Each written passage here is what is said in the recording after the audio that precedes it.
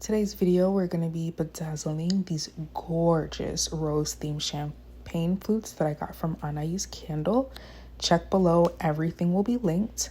They are gorgeous, but we're going to be taking them from drab to fab. Look how gorgeous these came out. The materials we're going to be using, we're going to be using some black acrylic craft paint.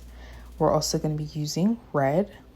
And we're also going to go in with a little bit of Mod Podge. It's kind of like an adhesive. These three, I did get them from Walmart and they were very inexpensive. The paints were like maybe 80 cents a piece. And then we're also going to be using this sponge brush, I think it's called. I'm not sure. The crystals I did get from Amazon. Those will be linked as well. We're going to be going in with these black ones, which the quality was amazing. And I love the varying shapes. And then I also got them in the red version. And this red was so rich and deep. I absolutely love them. To make sure we had enough crystals for the project though, I went in and I ordered these red ones and these black ones. And I had more than enough to complete both glasses. The glue we're going to be using is the E6000. Just be very careful when using this because the vapor is really strong. So just make sure to use it in an open area. And it is industrial strength, so we'll get that nice firm adhesive. I also got these tools from Amazon as well. It came with tweezers to, pick up the gems, the rhinestones, and then it also came with these two pens. One end was the wax head and the other is like that little metal part to like move the crystals around. And then it came with extra of the little wax attachments for the top. So getting ready to start, I just got a disposable paper plate. And what we're going to be doing is basically pouring some of the paint, red and black, and then dropping a few drops of the Mod Podge into the paint. This is going to double down for two things. One, if you read the instructions on the glue, it does say to scratch up the surface a little bit whenever you're applying it, just to make sure that adhesive is even stronger. And the glass is pretty smooth, so I'm just putting this down as like kind of like some texture to help the glue, hold on to the glass with the rhinestones a little bit more. And then if there's any little spaces in between the rhinestones as I'm placing them down, having like this little background color is going to make it all look cohesive and you won't be able to really point out all the spaces. I hope that makes sense. So here I'm just kind of like mixing both of them up, making sure I mix them really well. And then we're going to go ahead and get ready to apply them to apply the paint to the glass.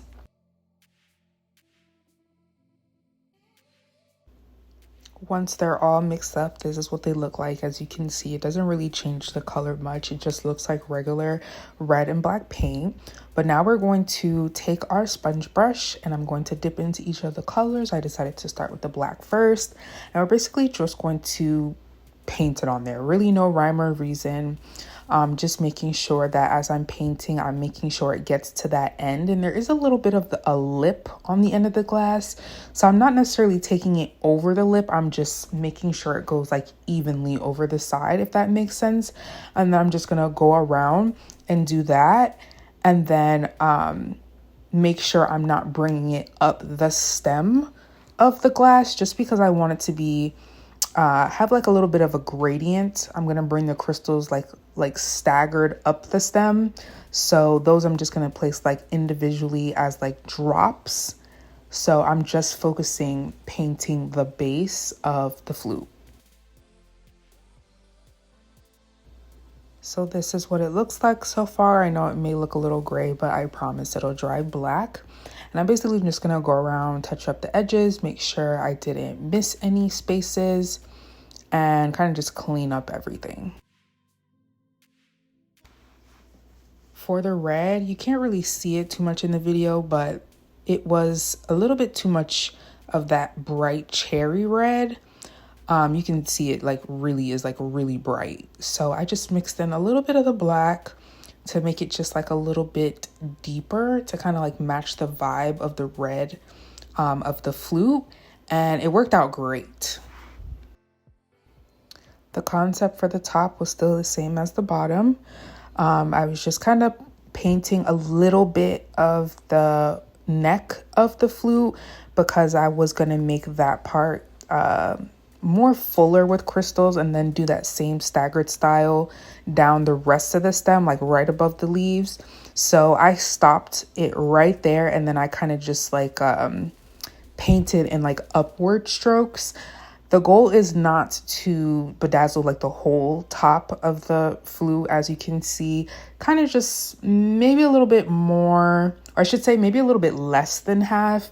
But I guess the goal, I guess what I'm trying to say is I want them to look beautiful. I still want them to have that bedazzled element, but I want them to be functional where I can drink out of them. Me and my fiance can drink out of them. I forgot to mention these are for our wedding. Hello. But just so our fiance and I can drink out of them and we're not like tasting crystals, like we're not eating crystals at the same time. So I didn't bring the paint up too far up the glass is what I'm basically trying to say.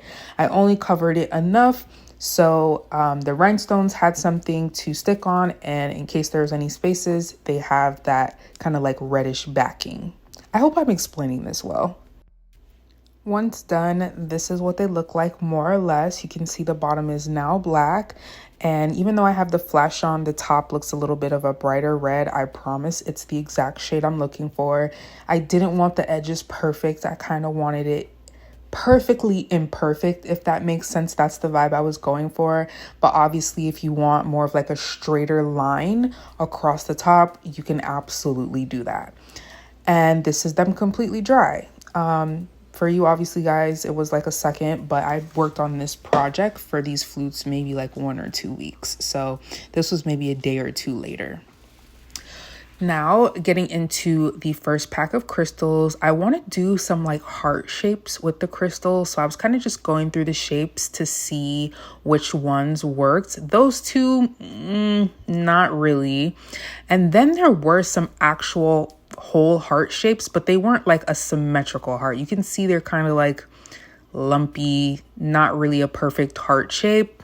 So I decided to just use 2 of like the teardrops, and that worked. So I'm going to be starting here at the base. There's kind of like a line of demarcation. I put on my precision tip on my glue, and I'm just going, no particular rhyme or reason really, just sticking on different shapes. I didn't really have much inspo for this design. I kind of just thought of something and went with it. Some people kind of go around and around in a circle with the same size of crystals, or I should say rhinestones. They're called rhinestones.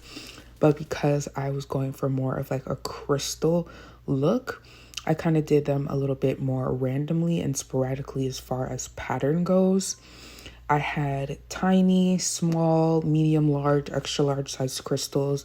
And when the light hits it, it just sparkles really nicely. And if you're into crystals and gemstones, you know some of them are like perfectly imperfect. So that's what I was just trying to make the glass look like. I'm not going to talk too much. I feel like a lot of this is self-explanatory. I basically started at the bottom of the flute. And then I let that dry, and then the next day or the day after that, I worked on the top. So I'm just gonna let the time lapse play, and I guess if you guys have questions, just leave them in the comment.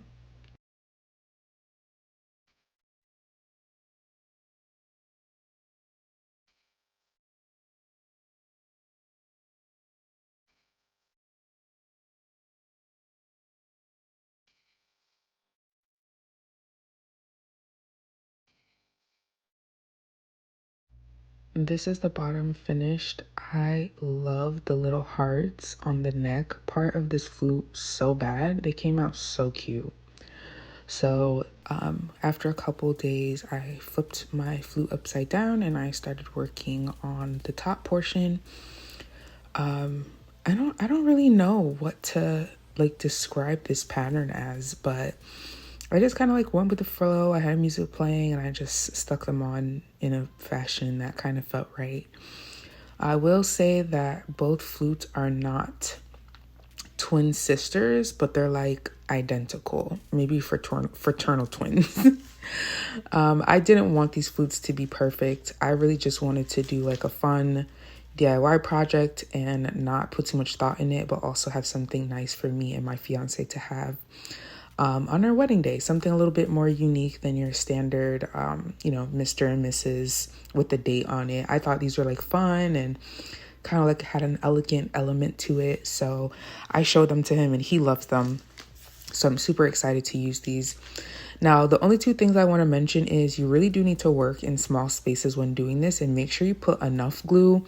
I'm not going to put these in the dishwasher or like be scrubbing them hard with a brush, but they are going to get like a cleanup bath after they're completely dried. And obviously after I use them each time, I am going to need to clean them, and you want to make sure you have enough glue. So don't put a really thick layer, but make sure you put enough so it's covering at least the base of the rhinestone, and you can tell by sticking it if it's like really stuck to the glass or not.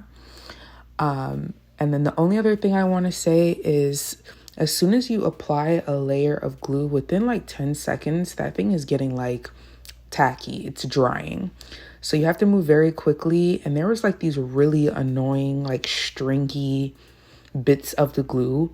You'll see it here in a second that were like all across the top. That was like really annoying me. But after you let these dry, I would let them dry for at least 3 to 4 days. Within 24 hours, they're good.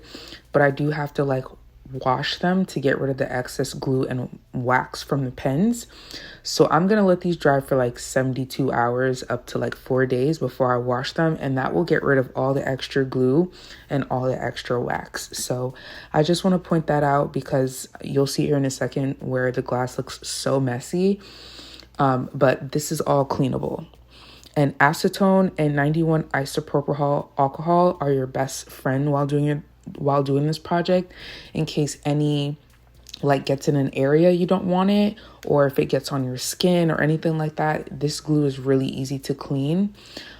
Just don't let it like dry too much on your skin because it is a skin irritant. It's a chemical, so you just got to be careful. But you can see here that string that I'm talking about. So once this is dried, these will get washed and all that extra glue and excess glue will come off.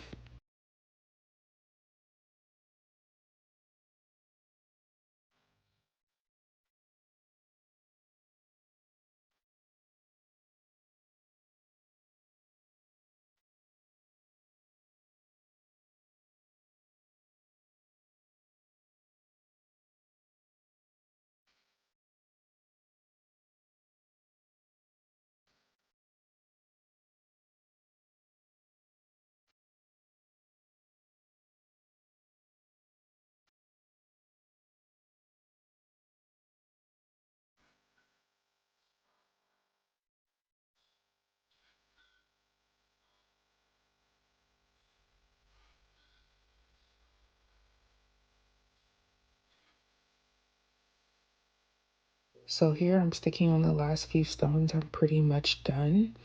At this point, I'm gonna do some additional touch-ups, just make sure I didn't miss any spaces. And this is what they look like completed.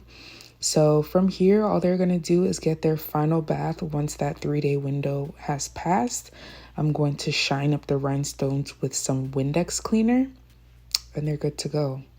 Make sure you like, subscribe, and comment. See you in the next video.